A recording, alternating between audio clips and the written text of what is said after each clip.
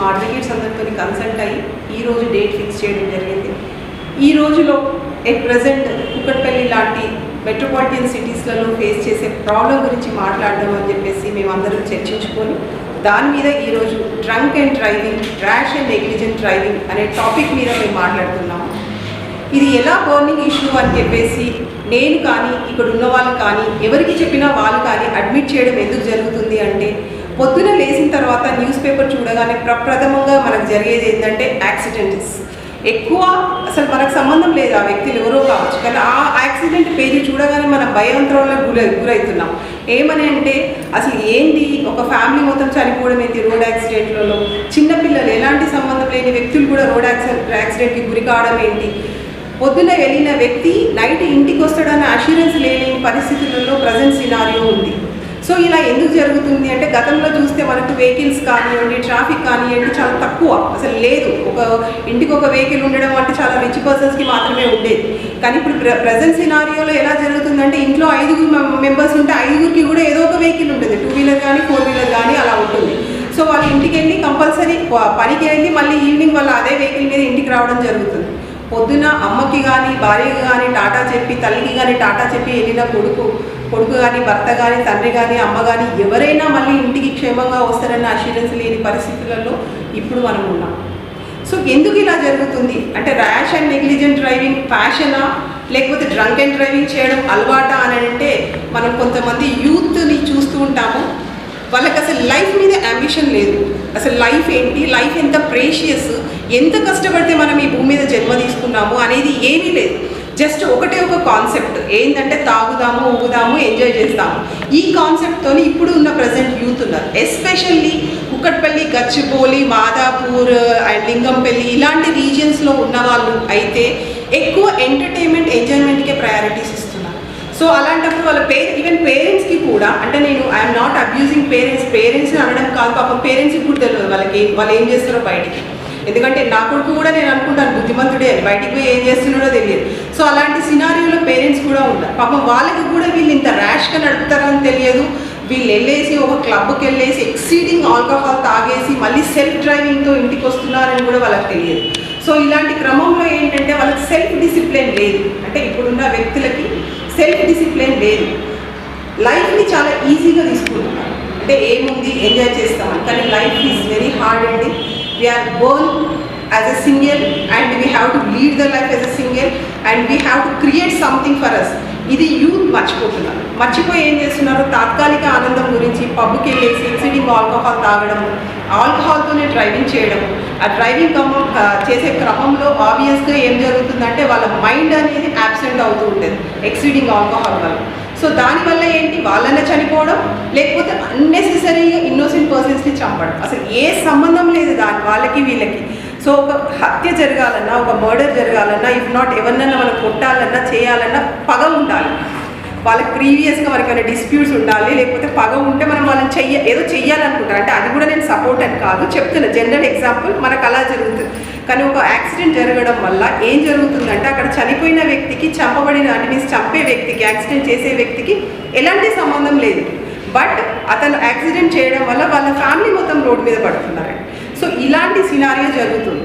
So ఇది ఎందుకు జరుగుతుంది అంటే, మనం కావాల్సిన జాగ్రత్తలు తీసుకోకపోవడం. ఒక వెహికల్ నడిపేటప్పుడు ఆ పర్సన్కి కంపల్సరీ డ్రైవింగ్ లైసెన్స్ అనేది minimum. After obtaining 18 years the person is eligible to drive 2 వీలరా 4 వీలరా అనేది కంపల్సరీ నీడెడ్. సో అది తీసుకోకుండా రోడ్డు మీదకి వస్తున్నారు.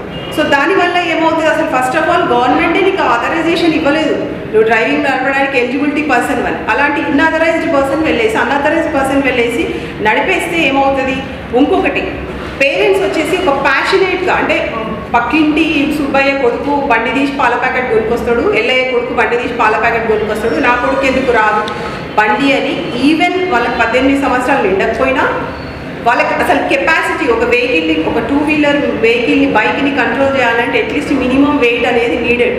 సో అది ఏమీ లేకపోయినా వాళ్ళు 14, 15, 16 years ఉన్న పిల్లలకి బండి ఇస్తున్నారు without licence and without sufficient stamina to control the vehicle. 2 విధాలుగా వాళ్ళకి ఏమీ లేదు ఎలిజిబిలిటీ. అలాంటి వాళ్ళకి వెహికల్స్ ఇస్తే వీళ్ళు అవతల నుండి ఒక హెవీ వెహికల్ వచ్చినప్పుడు ఆబ్వియస్గా వాళ్ళకి ఏం చేయాలో అర్థం కాక దాన్ని అటు ఇటు షేక్ అంటారు. దాంట్లో వీళ్ళైనా చనిపోవడం జరుగుతుంటుంది, అవతల వాళ్ళైనా చంపడం జరుగుతుంది. సో ఇలాంటి సినారియోస్ అనేవి రిపీటెడ్గా జరుగుతున్నాయి. ఇక్కడ స్లమ్స్ ఏరియాస్లలో కానివ్వండి, ఈవెన్ చదువుకున్న పేరెంట్స్ కూడా 4-wheeler కూడా దే ఆర్ గివింగ్ అండి, చిల్డ్రన్కి ఇస్తున్నారు డ్రైవింగ్ లైసెన్స్ లేకుండా. 18 years వచ్చిన తర్వాత మళ్ళీ డ్రైవింగ్ లైసెన్స్ కూడా నీడెడ్. 30 ఏళ్ళు వచ్చిన డ్రైవింగ్ లైసెన్స్ లేకుండా నేను పోలేను కదా, డ్రైవింగ్ లైసెన్స్ కూడా నీడెడ్. అది కూడా లేకుండా రోడ్ల మీద బయట వెహికల్స్ తీసుకొస్తున్నారు. అసలు who given the right kill the other person? అసలు ఇంకొకరిని చంపే రైట్ అసలు ఎక్కడ ఉంది? ఆ పేరెంట్ వెహికల్ ఇచ్చిన పేరెంట్కి ఉందా, వెళ్ళిన అబ్బాయికి ఉందా? ఎవరికీ లేదు ఇన్నోసెంట్ పర్సన్స్ని చంపడానికి. ఇలా బలి చేస్తున్నారండి.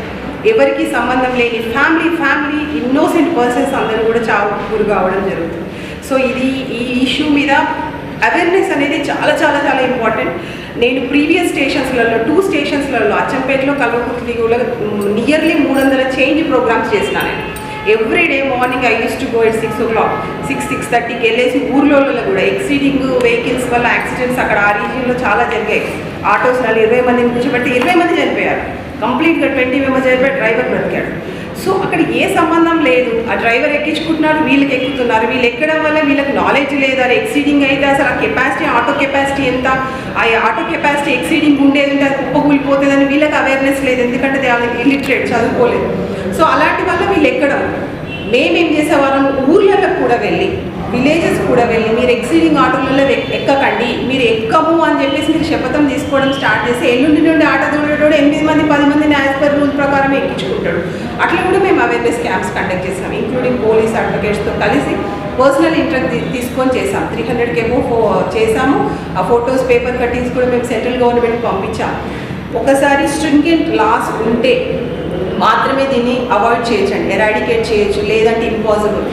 10 మందిని చంపేసి, నా ఉద్దేశంలోనైతే it is nothing but murder, you know. ఎందుకంటే నాకు నెగ్లిజెన్స్ ఉంది. నేను తాగి నడిపితే నేను ఎవరికో గుద్దుతా, లేదంటే నేను చనిపోతా అనే నాలెడ్జ్ నాకు ఉంది. ఆబ్వియస్గా నాకు నాలెడ్జ్ ఉండి కూడా నేను బయటికి వెళ్ళి నేను చంపేస్తున్నాను. సో అయినా చట్టం స్ట్రిక్ట్గా లేదు కాబట్టి మనకు 304A తప్ప ఇంకా ఏమీ లేదు కాబట్టి పోలీసు వాళ్ళు కూడా అలానే పెట్టడం జరుగుతుంది. 100 మందిని చంపినా సింపుల్గా వచ్చి బెయిలబుల్ అఫెన్స్గా వచ్చి బెయిల్ తీసుకుని వెళ్ళిపోతున్నాడు. ఎప్పుడు భయపడతారు? మనకి చట్టానికి ఎప్పుడు భయపడతారు? ఒక నెల రోజుల లోపలనే ఉంటాడు, అది నాన్ బెయిలబుల్ అఫెన్స్, బయటికి రాడు. ఆల్రెడీ మన ఇంటి పక్కన రవియో సురేషో ఇంతకుముందు యాక్సిడెంట్ చేస్తే నెల వరకు బయటికి రాలేదు, కాలేజీ నుండి రెస్టికేట్ అయ్యిండు, లేదంటే పరుగు పోయింది చుట్టాలల్లో పక్కాలల్లో అనేది ఉంటే క్రైమ్ రేట్ అనేది తగ్గుతుంది. ఇలా పోయి అలా బెయిల్ని తీసుకొని బెయిలబుల్ అఫెన్స్, ఈవెన్ పోలీస్ స్టేషన్లోనే పోలీస్ డబ్బులు తీసుకొని బెయిల్ ఇచ్చేస్తారు. Even they won't come to the court also. So ఇలా జరగడం వల్ల క్రైమ్ అనేది తగ్గదు. గవర్నమెంట్ దీని మీద ఎందుకు ఇనిషియేషన్ తీసుకోవట్లేదు ఐ డోంట్ నో. అసలు యాక్చువల్గా ఇది పెద్ద పని కూడా కాదు. ఒక రిజల్యూషన్ పాస్ చేయాలి లెజిస్లేషన్లో అంటే పెద్ద పని కూడా కాదు. ఇంతమంది నిర్దాక్షిణ్యంగా రోజు చనిపోతున్నారు, శవాల నుంచి వెళ్ళి అందరూ వెళ్ళేసి వాళ్ళకి సానుభూతి వ్యక్తపరిచి వస్తున్నారు తప్ప దీన్ని స్ట్రింగెంట్ లాస్ చేయట్లేదు. ఇది పెద్ద బర్నింగ్ ఇష్యూ అండి. వేరే దాంతో పోల్చుకుంటే ఇది ప్రజెంట్ సినారియో. ఎందుకంటే ట్రాన్స్పోర్టేషన్ బాగా పెరిగింది కాబట్టి స్ట్రింగెంట్గా లాస్ ఉంటేనే దీన్ని ఎరాడికేట్ చేయొచ్చు, లేకపోతే చేయరాదు. మళ్ళీ ఇంకొకటి ఏంటంటే అవేర్నెస్, పబ్లిక్కి అవేర్నెస్ అనేది క్రియేట్ చేయాలి. ప్రైమరీ డ్యూటీ వచ్చేసి పోలీస్ మీద ఉంది. ఎందుకంటే మేము జడ్జెస్, అడ్వకేట్స్ అయినా they don't have that much of responsibility. కానీ ట్రాఫిక్ పోలీస్కి, మోటార్ వెహికల్ ఇన్స్పెక్టర్కి, ఎంవీఏకి, తర్వాత జనరల్ సిటీ పోలీస్కి, తర్వాత క్రైమ్ పోలీస్, సివిల్ పోలీస్ వాళ్ళందరికీ కూడా రెస్పాన్సిబిలిటీ ఉంది. ఎందుకంటే మేము ఎక్కువ పబ్లిక్లో తిరగము, బట్ ఎవ్రీడే వాళ్ళు పబ్లిక్లో తిరుగుతారు, వాళ్ళకి ఆపర్చునిటీ ఉంటుంది. నేను వెళ్ళేసి నేను కుక్కట్పల్లి జడ్జిని అని నిల్చొని చెప్తే నా మాట ఎవరు వినరు, because I don't have any dress code to appear my self. So అది పోలీస్ ఆఫీసర్కి ఉంది. అది ఎంత చిన్న పోస్ట్ అయినా ఒక పోలీస్ ఆఫీసర్ని చూస్తే భయం అనేది పబ్లిక్కి క్రియేట్ అవుతుంది. సో అలాంటప్పుడు పోలీస్ స్పెషల్ ఇంట్రెస్ట్ తీసుకొని, అంటే వాళ్ళ పక్కన ఏదో సంపాదించుకోవడం, ఏదో చేస్తాం, ఇదే కాకుండా they have to think about the public issues also. అది చేసినప్పుడే వాళ్ళ డ్యూటీకి, వాళ్ళ జాబ్కి వాళ్ళు సాటిస్ఫాక్టరీ అనేది, వాళ్ళు జస్టిస్ చేస్తున్నారు అనేది తెలుస్తుంది. సో అట్లా పర్సనల్గా తీసుకోవాలి. Even when we are taking Kukatpally and these Miyapur regions, ఇక్కడ కొంచెం బాగానే చేస్తున్నారు అవేర్నెస్, స్ట్రిక్ట్ ప్రొవిజన్స్ పెట్టేసి వాళ్ళని తీసుకురావడం చేస్తున్నారు, బట్ స్టిల్ నీడెడ్ అండి.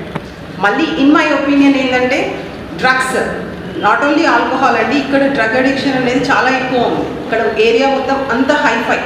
సో ద స్టూడెంట్స్ కానీ, ఈవెన్ ఏజ్డ్ పీపుల్ కానీ, they feels pleasure by taking drugs. So అది వాళ్ళకి ఒక ప్యాషన్. డ్రగ్ తీసుకోలేదంటే నేను తక్కువ దానికి సంబంధించిన వాళ్ళు కావచ్చు, నాకు డబ్బునా నాకు వాల్యూ లేదు కావచ్చు సొసైటీలో అన్న క్రైటీరియాలో వాళ్ళు బతుకుతున్నారు. సో అలా డ్రగ్ అడిక్షన్ ఉంది. సో అలాంటప్పుడు మనం ఏం చేయాలి, కొన్ని డ్రగ్ అడిక్టెడ్ కౌన్సిలింగ్ సెంటర్స్ దగ్గరికి వెళ్ళి వాళ్ళ దగ్గర రికార్డింగ్ చేసి, అంటే డ్రగ్స్ తీసుకోవడం వల్ల అంటే ఫస్ట్ తీసుకున్నప్పుడు నాకేమనిపించేది నేను ప్యాషన్గానే తీసుకుంటాను, బట్ లేటర్ ఆన్ నాకు ఎన్ని ప్రాబ్లమ్స్ వస్తాయి.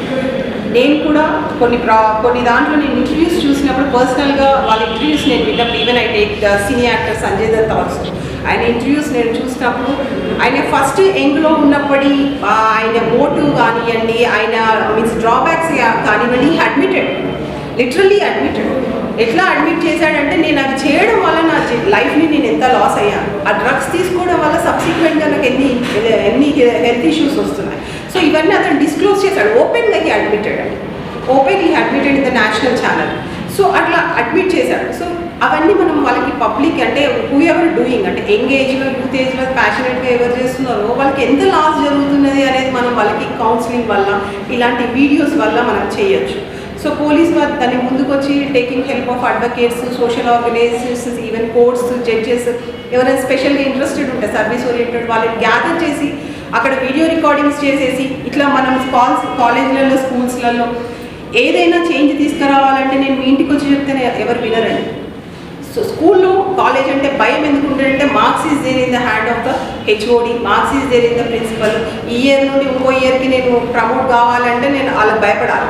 ఆ 4 సంవత్సరాలు డిసిప్లిన్ ఉంటేనే అయితే, లేకపోతే రెస్ట్రికేట్ చేయడమో లేదా సస్పెండ్ చేయడమో ఏదో చేస్తారు. కాబట్టి వీళ్ళు స్కూల్స్ని కాలేజెస్ని టార్గెట్ చేయాలి. మనం పబ్లిక్ని చేంజ్ చేయాలంటే కూడా అక్కడ నుండే చేంజ్ చేస్తామా తప్ప నేను పోయి మైక్కి పట్టుకొని చెప్తే ఎవరు వినరు. అక్కడికి వెళ్ళేసి కౌన్సిలింగ్ కండక్ట్ చేసేసి వాళ్ళకి తర్వాత రీహాబిలిటేషన్స్ కండక్ట్ చేసి, ఒకవేళ డ్రగ్ అడిక్షన్ స్టూడెంట్స్ ఉంటే రీహాబిలిటేషన్స్ కండక్ట్ చేసేసి వాళ్ళని అప్పుడప్పుడు తర్వాత జరిగిన ఇన్సిడెంట్స్ లాసెస్ అనేవి వాళ్ళకి చూపిస్తూ ఉంటే ఒక 100 మందికి ఒక విషయం పాస్ చేసినప్పుడు అట్లీస్ట్ ఒక 10 మందన్నా చేంజ్ అవుతారు. 100% మనము రిజల్ట్ అనేది ఎక్కడ కూడా ఎక్స్పెక్ట్ చేయలేము. కాబట్టి ఇట్లన్నా మనం చేయడం వల్ల కొంచెం అన్నా చేంజ్ రావడం జరుగుతుంది. తర్వాత ఇంకొకటి ఏంటంటే పోలీస్ రెస్పాన్సిబిలిటీ ఏముందంటే డ్రగ్ మీన్స్ పబ్స్ కానివ్వండి, ఈవెన్ రిసార్ట్స్ కానివ్వండి, వేరెవరైతే ఎంటర్టైన్మెంట్ షోస్ ఉన్నాయో అక్కడికి వెళ్ళేసి కొంచెం ప్రొహిబిషన్ స్టార్ట్ చేస్తే, కొంచెం స్ట్రిక్ట్ రైట్స్ స్టార్ట్ చేస్తే, అంటే డ్రగ్స్ తీసుకున్నప్పుడు రైడింగ్ చేసేసి డ్రగ్స్ పట్టుకోవడం కానివ్వండి, డ్రగ్స్ ఉన్నాయా లేవని ఫ్రీక్వెంట్గా చెకింగ్ చేయడం కానీ చేస్తే ఆబ్వియస్గా కంట్రోల్ చేయొచ్చు. ఇట్స్ నాట్ బిగ్ టాస్క్, ఎందుకంటే police knows everything where it is happening. అది వాళ్ళకి తెలియకుండా అయితే లేదు, వాళ్ళకి తెలుసు, పక్కా తెలుసు ఏ హోటల్లో డ్రగ్స్ నడుస్తాయని ఏమేమి తెలుసు. But they won't do the frequent రైట్గా ఇంట్రెస్ట్ తీసుకొని despite of the politician, despite of any of the thing వాళ్ళు వెళ్ళేసి చేయడం స్టార్ట్ చేస్తే ఆబ్వియస్గా కంట్రోల్ చేయొచ్చండి. సో ఇవి కంట్రోల్ చేస్తే తప్ప ఈ యాక్సిడెంట్స్ అనేవి తగ్గవు, ఈ యాక్సిడెంటల్ డెత్స్ కూడా తగ్గవు. దీంతో పాటు apart from this the government has to make the laws very strict అండి. అసలు చట్టాన్ని చూస్తేనే భయపడే విధంగా ఉండాలి. క్విక్గా ట్రయల్స్ అనేవి స్టార్ట్ చేయాలి. 10 మందిని చంపి 20 మందిని చంపిన వాళ్ళు కూడా 20 సంవత్సరాల కోర్టుల చుట్టూ తిరిగి కేసు నడిస్తే ఆ చచ్చిపోయిన వాళ్ళ కోసి ఎవరికి ముట్టాలి? ఇన్సూరెన్స్లో రావు, కేసెస్ పెండింగ్ ఉన్నాయని వాళ్ళ కొడుకులు బిడ్డలు రోడ్డు మీద పడతారు, వాళ్ళు చదువాగిపోతారు. ఒక యజమాని ఇంట్లో చనిపోయిండు అని అంటే ఇల్లు మొత్తం కొలాప్స్ అవుతుందండి. సంపాదించేవాడు లేకపోతే ఎక్కడి నుండి వస్తాయి? మళ్ళీ వాళ్ళకి ఒక సొసైటీలో ఐడెంటిటీ కూడా కోల్పోతారు. ఒక ఫాదర్ చనిపోయింది అనుకోండి, ఆడపిల్లల పరిస్థితి ఏంటి? అసలు ఎవరు వాళ్ళని చూసుకుంటారు? ఎవరు వాళ్ళని స్కూళ్ళ దగ్గర తీస్తారు? అంత తల్లిదండ్రులు సక్రమంగా ఉంటేనే ఇన్సిడెంట్స్ అనేవి ఆ ఉమెన్స్ మీద అగెన్స్ట్ జరుగుతుంది. సో ఇలాంటి సినారియోస్ అనేవి ఉండవు. అంటే ఒక ఫ్యామిలీ మెంబర్ చనిపోతే ఎంత నష్టం జరుగుతుందని. సో అవి ఎరాడికేట్ చేయాలి అని అంటే మాత్రం పోలీస్ మీద, ఈవెన్ సొసైటీ మీద, సోషల్ ఆర్గనైజేషన్ మీద చాలా రెస్పాన్సిబిలిటీ ఉంది. When ever we get time అది మనం వాళ్ళ దగ్గరికి అవేర్నెస్ తీసుకురావడం అలా చేయాలి. రీసెంట్లీ సెంట్రల్ గవర్నమెంట్ వచ్చేసి motor wack amendment act and 2019 తీసుకురావడం జరిగింది. అందులో ఏం చేసింది, అంతకుముందున్న 2000 పనిష్మెంట్ని 10,000 చేసింది. నా క్వశ్చన్ ఏంటంటే 10,000 ₹1,00,000 చేసినా నో చేంజ్ అండి. ధనవంతుడికి ₹1,00,000 అయితే ₹1,00,00,000 అయితే they not even care for that. So పేదవాడికి 10,000 వేస్తే భయపడతాడు, అరే 10,000 ఈ నెల జీతం పోతుంది ఏదో అనుకుంటాడు. కానీ ధనవంతుడికి ఏముంది, 10,000 వేస్తుంది, నథింగ్ హ్యాపెన్స్. సో అది కాదు అసలు, అది ఏంటి, జైలుకి పోతాడు అనే భయం ఉంటే అది వేరే ఉంటుంది, రెప్యుటేషన్ లాస్ అవుతుంది, అదవుతుంది అని ఉంటుంది. 10,000 ఫైన్ వేస్తే ఏమవుతుంది? ఏమి కాదు కదా. సో అది చూడాలి. మళ్ళీ పోలీస్ వాళ్ళు కూడా when they are taking drunk and drive tests తీసుకున్నప్పుడు అఫెన్స్ పేదవాడు ఏం చేస్తాడు, ఒప్పుకొని కట్టిపోతాడు. అతనికి అసలు ప్రొసీజర్ తెలియదు, కోడ్ ప్రొసీజర్ తెలియదు ఏముంటుంది. కానీ ధనవంతుడు ఏం చేస్తాడు, నా బ్రేత్ అనలైసిస్ టెస్ట్ ఏదైతే మీరు చేసిందో అది అబ్సల్యూట్లీ రాంగ్, నా ఆల్కహాల్ తీసుకోలేదు, నా బాడీ నుండి ఆల్కహాల్ అంటే బ్రీత్ అనలైసిస్ టెస్ట్ అనేది preliminary test. So preliminary test చేసిన ఫైనల్ టెస్ట్ చేయలేదు కాబట్టి నేను అది వీ వోంట్ కన్సిడర్ అని ట్రయల్లో కొట్లాడతాడు, అడ్మిటల్లో పోతాడు. సో వాళ్ళు ఏం చేస్తున్నారు, అదే టెస్ట్ స్ట్రిప్లను పెట్టుకొని కేసెస్ ట్రై చేస్తున్నారు. సో అది అబ్సల్యూట్లీ రాంగ్. వాళ్ళు ఫర్దర్గా అక్యూజ్ని కస్టడీకి తీసేసుకొని వాళ్ళ బ్లడ్ శాంపుల్స్ తీసుకొని వాళ్ళకి ల్యాబొరేటరీ టెస్ట్ చేయించాలి. సో ల్యాబొరేటరీ టెస్ట్ చేయించడం వల్ల ఏంది, రియల్గా బాడీలో పర్సంటేజ్ ఉందా అని మెడికల్ ప్రాక్టీషనర్ సర్టిఫికేట్ ఇస్తాడు. సో ఈ బ్రీత్ అనలైజింగ్ టెస్ట్ ఎక్విప్మెంట్స్ అని even though it is produced by the central government నుండి ప్రొడ్యూస్ చేయబడ్డా కానీ అలా మ్యానిపులేషన్స్ లేవు అనేది నో ఆథరైజేషన్ కదా. మెడికల్ అన్లెస్ అంటే మెడికల్ సర్టిఫికేట్ లేనంత మళ్ళీ ఉండే అంతవరకు. సో ఇలా జరుగుతుంది. సో వాట్ ఈజ్ నీడెడ్ అంటే పోలీస్ చేసే పని ఏదో కొంచెం బాగా గట్టిగా పకడ్బందీగా చేస్తే కూడా కొంచెం భయం ఏర్పడుతుంది. ధనవంతులు ఎవరు అడ్మిట్ కారు, వాళ్ళు అడ్మిట్ కాకుండా ట్రై ద కేసు, ఒక అడ్వకేట్ పెట్టుకొని ట్రై చేస్తారు. ఆబ్వియస్గా 99.9% అక్విటల్ అవుతుంది. ఎందుకంటే పోలీసులకు ఒక కరెక్ట్ ప్రొసీజర్ ఫాలో కాదు. ఆ చిట్టి తీసుకొస్తారు, ఆ చిట్టి మీద కంప్యూటర్ చిట్టి వీళ్ళు కోర్టులో వేసే వరకు దాని మీద మొత్తం ప్రింట్ కూడా ఎరాడికేట్ అయిపోతుంది. So this is the process is going on. So నాకే వస్తే చేసినామా అంటే ఎన్ని మైకులు పట్టుకొని మాట్లాడినా ఎంత పోలీస్ మేము గ్రేట్ అన్నా కానీ nothing will be happen. So ఇది చేంజెస్ అనేది అబ్సల్యూట్గా రిక్వైర్డ్ అండి. So drunk and drive, rash and negligent driving మీద, తర్వాత helmet also. So everybody should feel the responsibility of holding the helmet along with him. నేనైతే ఇది humble request for every one. పర్సనల్గా keeping my designation aside I'm requesting every one. ఎందుకంటే recently I share my own incident. మా daughter examination రాస్తా అని చెప్పేసి, ఏదో competitive examination రాస్తా అని చెప్పేసి వెళ్ళింది.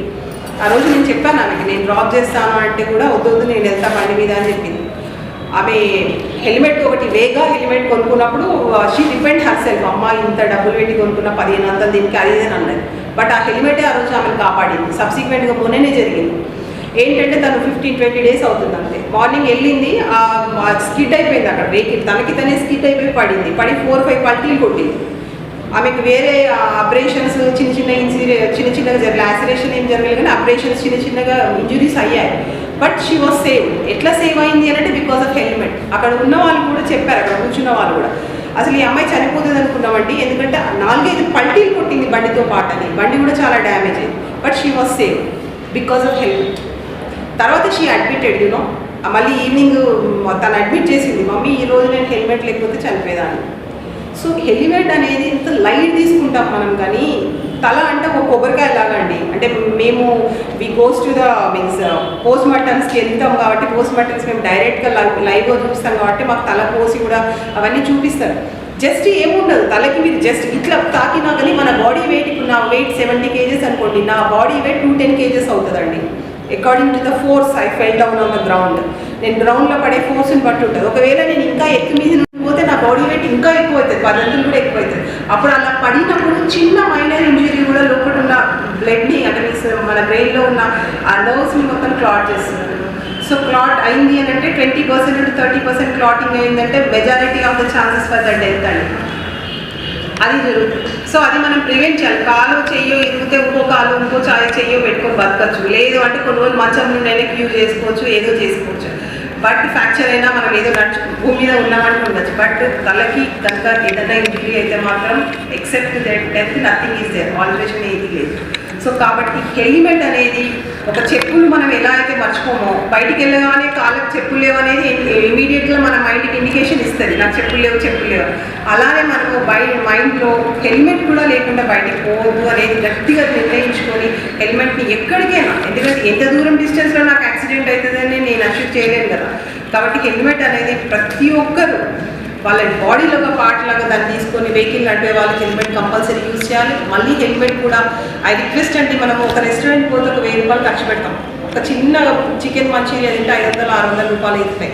ఈ రోజుల్లో డబ్బు ఖర్చు పెట్టలేదు అనేదానికి నేను ఒప్పుకోను. ఎంత పేదవాడు కూడా ఎంజాయ్ చేస్తున్నాడు, ఖర్చు పెడుతున్నాడు. ఒక్కసారి కాస్ట్లీ హెల్మెట్ కనుక మనం కొంటే కొన్ని ఇయర్స్ ఉంటుంది, అది ఒక 4-5 years ఉంటుంది. కాబట్టి కొనేవాళ్ళు కూడా ఏదో నాసి రకం హెల్మెట్లు రోడ్ల మీద కొని అన్సేఫ్ డ్రైవింగ్ చేసే వాళ్ళు, కొనుక్కునే వాళ్ళు మంచిది ఐఏసీ బ్రాండ్ ఉన్నది మంచిది కొనుక్కుంటే దట్ ప్రొటెక్ట్స్ దేర్ లైఫ్ అండి. సో అది అందరూ కూడా హెల్మెట్ యూజ్ చేయాలి. ఇన్సూరెన్స్ ఆల్సో, ఇన్సూరెన్సెస్ కూడా అండి యాక్చువల్గా మనం ఫారెన్ కంట్రీలో చూస్తే ప్రతి ఒక్క పార్ట్కి, ప్రతి ఒక్క బాడీలో ఉన్న పార్ట్కి మొత్తం ఇన్సూరెన్స్ చేసుకున్నాం, వస్తువుకి ఇన్సూరెన్స్ చేస్తాం, ఇల్లుకి ఇన్సూరెన్స్ చేస్తాం.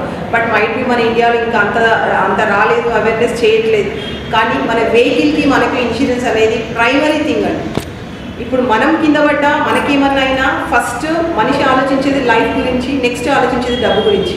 ఒకసారి ఫ్యామిలీ మెంబర్ చనిపోయిండు అంటే నెక్స్ట్ ఎలా డబ్బులు, ఎలా నా పిల్లలు చదువుకుంటారు, ఎలా సర్వైవ్ అవుతారు, ఎలా ఫీజులు కట్టాలనే ఒక ఉమెన్ ఆలోచిస్తారు. సో నెక్స్ట్ వాళ్ళకి కావాల్సింది డబ్బు. ఒకవేళ నీవే ఇన్సూరెన్స్ పర్సన్ అయ్యి ఉంటే, ఒకవేళ అన్ఎక్స్పెక్టెడ్గా నీకు ఏదైనా జరిగినా ఒక 20-30 లక్షల ఫ్యామిలీకి వస్తే అట్లీస్ట్ వాళ్ళు 10 మంది దగ్గరికి వెళ్ళి చేజాపు లేకుండా వాళ్ళు బ్రతికే పరిస్థితిలో ఉంటారు. ఇన్సూరెన్స్ అనేది బేసిక్ థింగ్ అండి, బేసిక్ అండ్ బేసిక్ థింగ్. వెహికల్కైనా ఈవెన్ మనిషికైనా అవి చేయించుకోవడం అలవాటు చేసుకోవాలండి. మనం కంపారిటివ్లీ ఎన్నో వేస్ట్ పనులు చేసి డబ్బులు వృధా చేస్తుంటాం కంపారిటివ్లీ. సో ఇవి చేస్తే మనం చనిపోయినా, ఒకవేళ అన్ఎక్స్పెక్టెడ్గా మనకి జరిగేదైనా చనిపోయినా మన ఫ్యామిలీ సేఫ్ ఉంటుంది. ప్రతి ఒక్క మనిషి కోరుకునేది అదే, ఎవరైనా కానీ నేను చనిపోయినా కానీ నా పిల్లలు మంచిగా ఉండాలి, నా పిల్లలు నా పేరు నిలబడేటట్టు ఉండాలి అని చెప్పేసి అనుకుంటారు తప్ప ఏదో జరిగిపోవాలి నా పిల్లలు రోడ్డు మీద పడద్దని ఎవరు అనుకోరు. కాబట్టి ఇవి ఫాలో చేయండి. డ్రైవింగ్ లైసెన్స్ కూడా రినివల్, ఒకవేళ ల్యాబ్స్ అయిపోతే రినివల్ ఇన్ టైంలో చేసుకోవడం, ఇలాంటివి కూడా ప్రైమరీ థింగ్స్. మన గురించి మనం అలర్ట్గా ఉండాలి. సేఫ్గా న్యాచురల్ డెత్ వచ్చే వరకు మనం బ్రతికేటట్టు ప్రయత్నం చేయాలి. మనకై మనం చనిపోవడానికి మాత్రం మనకై మనం కారణం కావాలి. సో ఇది నా రిక్వెస్ట్, అంటే జ్యుడిషియల్ మ్యాజిస్ట్రేట్గా, ఈవెన్ కూడా కామన్ పర్సన్గా, ఈవెన్ ఉమెన్గా, ఈవెన్ మదర్గా, ఈవెన్ ఆల్ పొజిషన్స్ అండి, whatever it is. I'm requesting all the people అండి, అట్లీస్ట్ మనం ఒకరి నుండి ఒకరు అనేది చేంజ్ చేయాలి. ఈవెన్ కార్ డ్రైవింగ్లో కూడా we have to use the seat belt అండి. మనకి శోభా నాగిరెడ్డి కేసు చూస్తే ఆ డ్రైవర్ పెట్టుకున్నాడు, ఆమె పెట్టుకోలేదు. చూడండి, అంటే మన టైం బాగాలేకపోవచ్చు, డ్రైవర్ చనిపోలేదు, అందులో ఆమె చనిపోయింది. సో ఆమె కూడా పెట్టుకుని ఉండేదంటే ఆ రోజు యాక్సిడెంట్లో ఆమె కూడా సేవ్ అయ్యి ఉండేది. సో మనకు తెలియదు అక్కడ ఆ మూమెంట్ ఏం జరుగుతుంది అని చెప్పి. చిన్న ఇన్సిడెంటే కావచ్చు, అవతలోడే వచ్చి మనకు గుద్దిండు అనుకోండి, సరే మనం స్లోగానే పోతున్నాం, 10 స్పీడ్లోనే పోతున్నాం, బట్ అవతలోనే వచ్చి గుంజినా కానీ కార్ షేక్ అయిపోతుంది కదా. కాబట్టి కారు ఎక్కగానే ఇమీడియట్గా సీట్ బెల్ట్ పెట్టుకోవడం అనేది కూడా మనం హ్యాబిట్ చేసుకోవాలి. చిన్నవి కానీ అవి నెగ్లిజెంట్ వల్ల మన లైఫ్ మనం లూజ్ కావడం జరుగుతుంది. సో ఇవి అందరూ పాటించాలని చెప్పేసి నేను అందరినీ కోరుకుంటున్నాను. So this I want to say.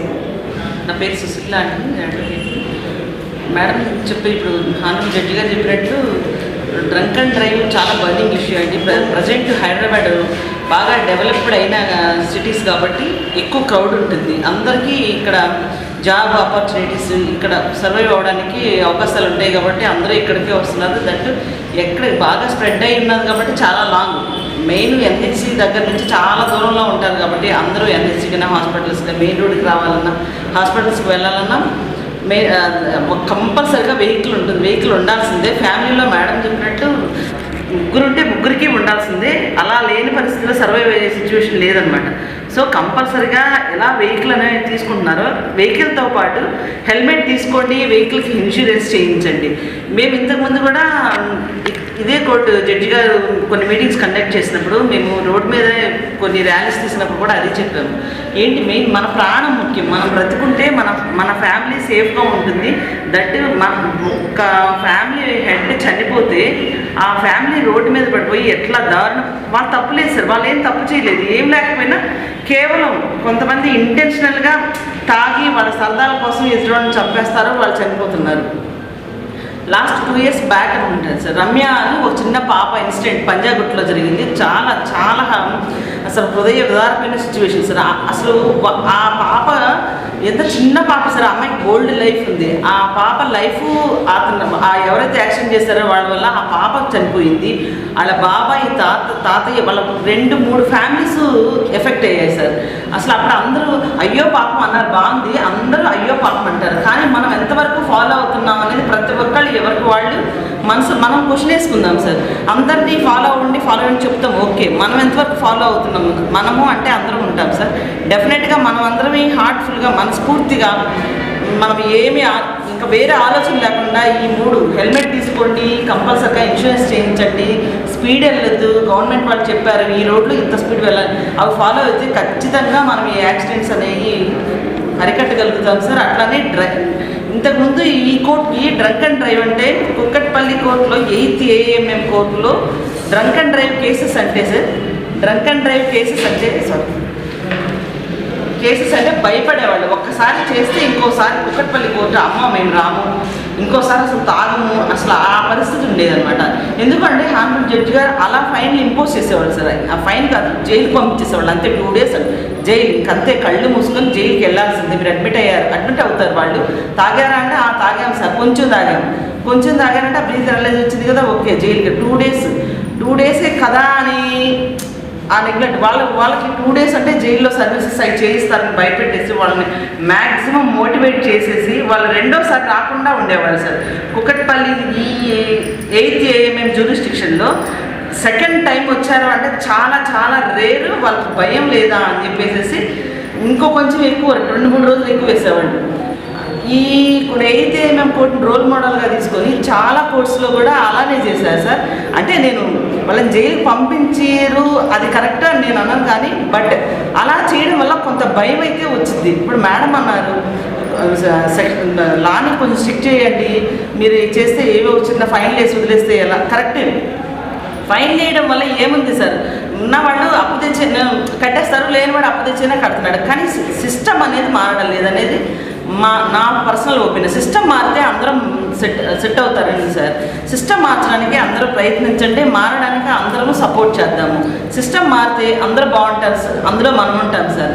నా పర్సనల్ రిక్వెస్ట్ ఏంటంటే హెల్మెట్ తీసుకోండి, ఇన్సూరెన్స్ చేయించండి. పాపం కనీసం ఆ చనిపోయిన తర్వాత వాళ్ళ ఫ్యామిలీ ఇంకొకరి దగ్గరికి వెళ్ళి అయ్యో మాకు తినడానికి కూడా లేదు. లిటరల్లీ కొంతమంది అమ్మాయిలు అయితే పాపం చిన్న షాపులకు వెళ్ళిపోయారు. మేము పర్సనల్గా కొన్ని కేసుల్లో చూసినప్పుడు ఫ్యామిలీ హెడ్ చనిపోతే చిన్న 8th, 9th, 10th పిల్లలు ఉంటారు సార్, ఒక లేడీ ఉంటారు. ఈ పిల్లల్ని ఆమె పోషిస్తా చదివించడం అంటే కష్టం.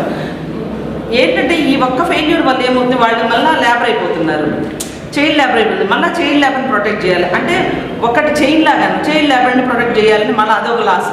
ఇలా లా పెట్టుకుంటూ వెళ్తున్నా కానీ ప్రొటెక్ట్ చేసే విధానంలో ప్రొహిబిషన్ కూడా ఉండాలి అనేది నా పర్సనల్ ఒపీనియన్ సార్. అట్లానే ఇన్సూరెన్స్తో పాటు చేస్తున్నారు, కరెక్టే. మంచి ఇన్సూరెన్స్ని చూస్ చేసుకోండి. ఆ ఇన్సూరెన్స్లు కూడా కొన్ని కోర్టులో వేస్తే అవి లైబిలిటీ మాది లేదని చెప్పేసి అలా సఫర్ అవుతున్నారు. కాబట్టి చూసి మంచి ఇన్సూరెన్స్లే చేసుకోండి. దట్టు ఎవరో చేసి మోసపోవడం అట్లా కాకుండా చెయ్యాలి. ప్లస్ ఓవర్ స్పీడ్ వెళ్ళొద్దు. దయచేసి చెప్తున్నాను స్టూడెంట్స్కి కానీ యంగర్స్కి కానీ నా పర్సనల్ రిక్వెస్ట్ ఏంటంటే మీరు స్పీడ్గా వెళ్ళి మీరు చనిపోతాం, వేరే ఫ్యామిలీని కూడా ఎఫెక్ట్ చేసి రోడ్డు మీద తీసుకొస్తున్నారు. అది హిందూ ధర్మశాస్త్ర ప్రకారం అయితే ఆ పాపం మనకు తగిలింది సార్, మనతో పాటు మన ఫ్యామిలీకి మన పిల్లలకు కూడా తగులుతుంది. అది ఒక్కసారి హార్ట్ఫుల్గా ఆలోచించి మీరు స్పీడ్గా వెళ్ళొద్దు. మీ ఫ్యామిలీని మీ అమ్మ కడుపు కోతకి మీరు గురి కావద్దు. వేరే వాళ్ళ ఫ్యామిలీని రోడ్డు మీదకి లాగి వాళ్ళని అట్లా చేయొద్దని నా personal request sir. Thank you. నా పేరు గంగాధర్. ప్రభుత్వాలు పౌరుల నుంచి పన్నుల ద్వారా వసూలు చేసుకోవడానికే ట్రాఫిక్ కానిస్టేబుల్ నియమించింది అనే విధానంగా. నమస్కారం, నా పేరు అశోక్ అండి. ఇంతకుముందు మేడం చెప్పినట్టుగా ఈ డ్రంక్ అండ్ డ్రైవ్లో ఒక చిన్న పాయింట్ ఇస్తానండి. మామూలుగా మనం డ్రంక్ అండ్ డ్రైవ్లో పోలీస్ పట్టుకుంటారు, బండి తీసుకెళ్తారు, క్యానెట్ వదిలేస్తారు. తర్వాత వచ్చేసి మేడం దగ్గరికి కానీ జడ్జి దగ్గరికి వస్తే వాళ్ళకి ఇంప్రూవ్మెంట్ కానీ ఫైన్ కానీ ఇస్తారు. అందులో మేడం చెప్పినట్టుగా పేదవాళ్ళు మాత్రమే మన దగ్గర అడ్మిట్ అవ్వడానికి వస్తున్నారు.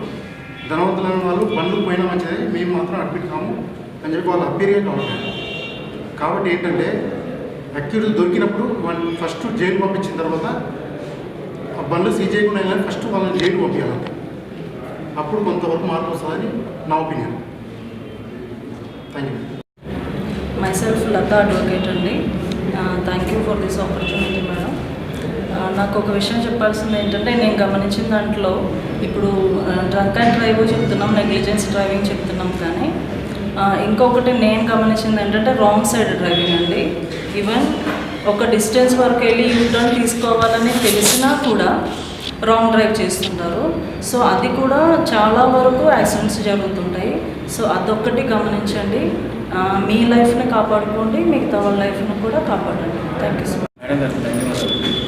ఈరోజు మనం మాట్లాడుకునే విషయం ఏంటంటే drunk and drive, safe driving, helmet నా ఒపీనియన్ ఏంటంటే చాలా డ్రంక్ అండ్ డ్రైవ్ కేసెస్ మనం చూస్తున్నాం, వితౌట్ డ్రైవింగ్ లైసెన్స్ కేసెస్ చూస్తున్నాం. అలాగే చాలామంది డ్రంక్ అండ్ డ్రైవ్లో జైలుకి వెళ్తున్నారు, అలాగే ఫైన్స్తో బయటపడుతున్నారు. అప్పటికి కూడా చాలామంది సెకండ్ టైం కూడా డ్రంక్ అండ్ డ్రైవ్ చేసి కోర్టు చుట్టూ తిరిగే పరిస్థితి వస్తుంది. దీనివల్ల ఒక డ్రంక్ అండ్ డ్రైవ్ చేసే వల్ల ఫ్యామిలీ ఇండైరెక్ట్గాను డైరెక్ట్గాను సఫర్ అవుతున్నది, ఇది వాస్తవం. అయితే నా ఒపీనియన్ ఏంటంటే ఎవరైతే డ్రంక్ అండ్ డ్రైవ్ చేస్తారో వాళ్ళకి ఒక డ్రంక్ అండ్ డ్రైవ్ బాధ్యుడు అని చెప్పి ఒక యూనిఫామ్ వేసి సోషల్ సర్వీస్లో పంపిస్తే చాలా చేంజ్ వస్తుందని నేను నమ్ముతున్నానండి. Thank you sir. మేడం వాళ్ళు కొన్ని పాయింట్స్, నేను మిస్ అయిన పాయింట్స్ కూడా చెప్పడం జరిగింది. రాంగ్ సైడ్ డ్రైవింగ్ రియల్లీ అది చాలా అండి, చాలా చాలా చాలా సడన్గా వచ్చేసి సడన్గా యూటర్న్ చేసుకుంటారు. మనకి వెహికల్లో వెళ్ళే వాళ్ళకి అసలు వాళ్ళు వస్తున్నారనేది మనకు అక్కడికి స్పర్ ఆఫ్ మూమెంట్ కూడా మనకు తెలియదు. కనుసైకిల్ కూడా వాళ్ళు ఉండరు, టక్కున వచ్చేస్తారు, గుద్దేసిపోతారు. ఇది రియల్గా అండి. దీనివల్ల కూడా చాలా డెత్స్ జరుగుతున్నాయి. కనీసం మినిమం నాలెడ్జ్ లేకుండా డ్రైవింగ్లో కూడా దిగుతున్నారు చాలామంది. డ్రైవింగ్ అంటే డ్రైవింగ్ లైసెన్స్ హోల్డ్ చేయడం కాదు, డ్రైవింగ్ రూల్స్ ఫాలో కావడం. సో ఇక డ్రైవింగ్ లైసెన్స్ ఎట్లా వస్తున్నాయి అనేది ఆర్టీఓ డిపార్ట్మెంట్ని అడగాలి. మనకు తెలియదు ఆ విషయం, ఎలా వాళ్ళు చేస్తున్నారు. At least minimum driving tests conduct చేస్తున్నారా లేదా కూడా తెలియదు. వాళ్ళు టర్న్ ఎక్కడ తీసుకోవాలో కూడా తెలియకుండా టర్న్ కావడము, సిగ్నల్స్ లేకుండా, ఈవెన్ బ్యారికేడ్స్లో మధ్యలో గ్యాప్ ఉంటే కూడా వెళ్ళేసి చేయడము, ఇవన్నీ చేస్తూ ఉంటారు. ఒక్కొక్కసారి చూస్తే అక్కడ ఆపి వాళ్ళని కొట్టాలన్నంత కోపం కూడా వస్తూ ఉంటుంది మనకి. కానీ మనకు ఆ పవర్స్ లేవు కాబట్టి మనం ఏం చేయకుండా ఏదో మనం గులుక్కొని రావడమే జరుగుతుంది. సో దీని మీద మాత్రం కంపల్సరీ గవర్నమెంట్ కూడా స్ట్రిక్ట్గా తీసుకోవాలి. అలాంటి వాళ్ళు ఈవెన్ వాళ్ళు ఎవరికి తాకియకున్నా కానీ వెంటనే పట్టుకొని వచ్చేసి వాళ్ళని జైలుకి పంపించడం కానీ ఫైన్లు వేయడం కానీ చెయ్యాలి. చూసినప్పుడు police means traffic constables anyway రోడ్ల మీదే ఉంటారు కాబట్టి వాళ్ళ నోటీస్లో కానీ వాళ్ళ కెమెరాలలో కానీ ఎవరైనా చిక్కినప్పుడు ఆ వెహికల్ని ట్రేస్ అవుట్ చేయడం పెద్ద మ్యాటర్ కాదు వాళ్ళకి. అది చేసి వాళ్ళని మళ్ళీ కోర్టుకి పంపించడం కానీ పోలీస్ స్టేషన్ కానీ రప్పించడం చేస్తేనన్నా వాళ్ళు కొంచెం ఇదవుతారు.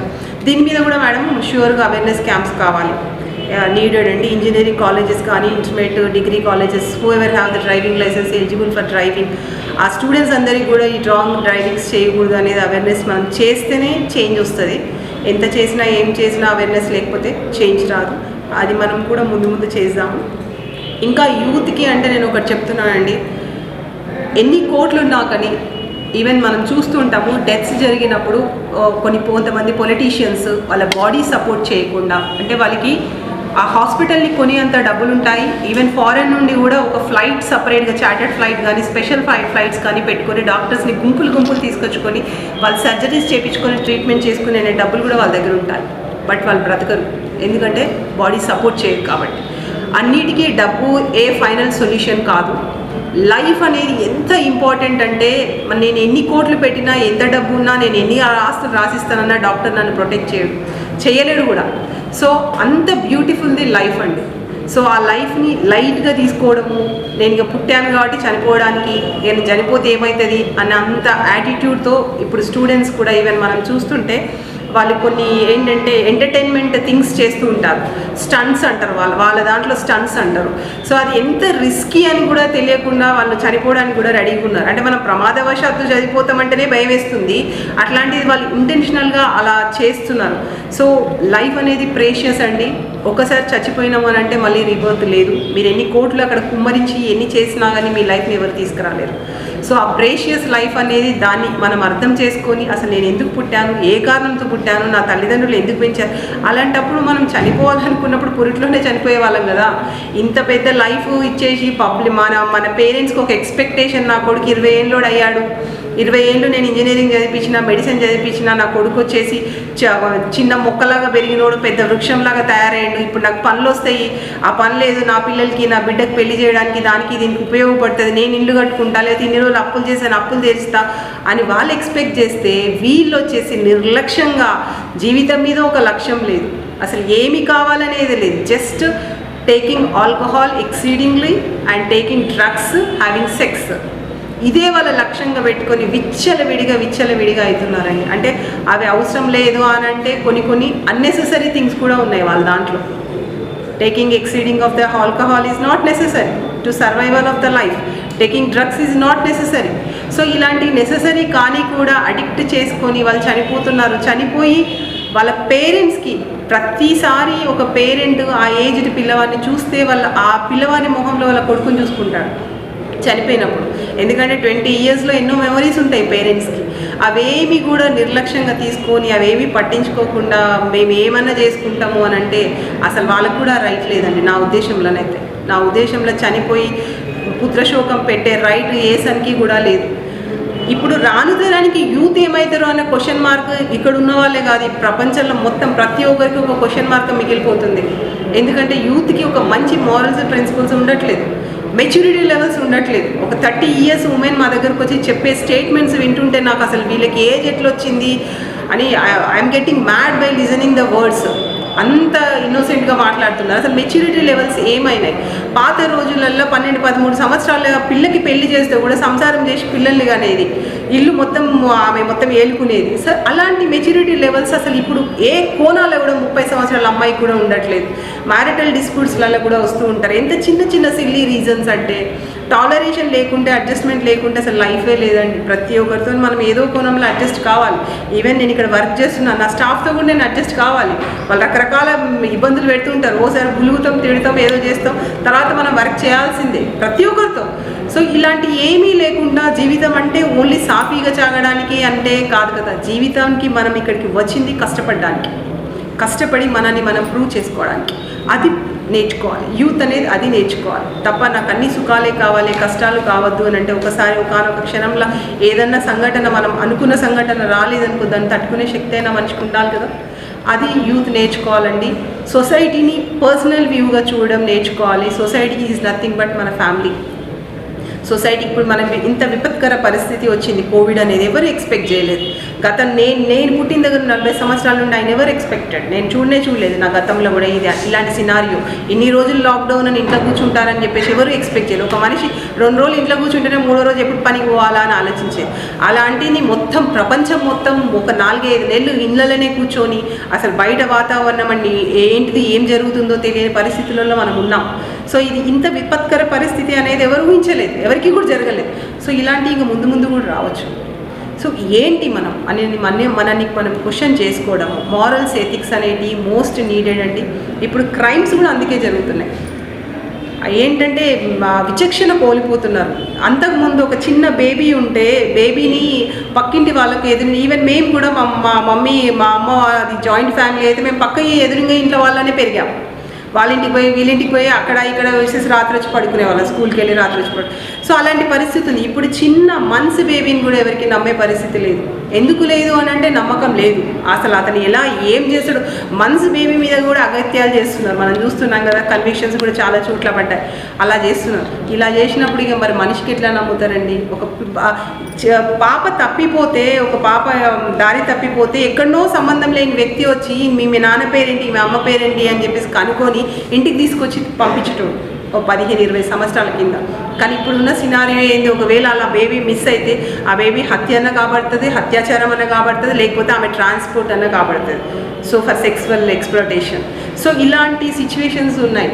సో రాను తరానికి అసలు ఈ జాతి మానవ జాతి ఏమైపోతుంది అని చెప్పేసి మనలాంటి వాళ్ళం అటు ఇటు కాకుండా పుట్టిన వాళ్ళం.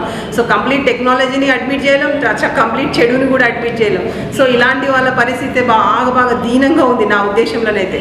సో వాళ్ళని చూస్తుంటే భయం వేస్తుంది, వీళ్ళు ఏం చేస్తారు అని. అలాంటి మారలిస్టిక్ మొత్తం కోల్పోవడం జరుగుతుంది. కాబట్టి ప్రైమరీ రెస్పాన్సిబిలిటీ స్కూల్స్ మీద చాలా ఎక్కువగా ఉంది, పేరెంట్స్ మీద, స్కూల్స్ మీద ఎక్కువగా ఉంది. ఇంకా సోషల్ ఆర్గనైజేషన్స్ కూడా వీలైనంత వరకు మనం కౌన్సిలింగ్స్ అలా కండక్ట్ చేసి అలా చేస్తేనే మార్పు తీసుకొస్తాం తప్ప లేదు అంటే మాత్రం ఇంపాసిబుల్ అండి. ఇంకా యూత్ని మనం ఎక్స్పెక్ట్ చేయొద్దు. కంప్లీట్గా మనం అడ్మిట్ అయిపోవాలి మన వెస్ట్రన్ కల్చర్కి. అలా అడ్మిట్ అయిపోతేనే మనం హ్యాపీగా ఉంటాం. ఇంకా ఎందుకంటే ఇటు కాకుండా అటు కాకుండా ఉన్నారు పిల్లలు, ఇది ఫాలో అవుతలేరు, అది ఫాలో అవుతారు. మధ్యలో ఉండేసరికి పేరెంట్స్కి కానీ సొసైటీకి కానీ చాలా ఇబ్బందికరంగా ఉంది వాళ్ళని అడ్మిట్ చేయాలంటే. కాబట్టి ఈ మార్పు అనేది కంపల్సరీ అవసరం. ఇలాంటి పరిస్థితులైనా ఇప్పుడు మనం కోవిడ్ సినారియో చూస్తుంటే సంబంధం లేని వ్యక్తులు 2 రోజులలో, 3 రోజులలో, వారం రోజులలో చనిపోయారు. సో ఇలాంటి పరిస్థితులు ఇంకా ముందు కూడా రావచ్చు. కాబట్టి ఇప్పుడైనా మనిషికి రియలైజేషన్ అని జరగాలి. సో మనం మన ప్రకృతిని కానీ, మనని కానీ, మన సొసైటీని కానీ కాపాడుకుంటేనే మనకి భవిష్యత్ అనేది ఉన్నది అని ఆలోచించుకొని అలా మెదలాలి అని చెప్పేసి నేను అందరినీ కూడా కోరుకుంటున్నాను.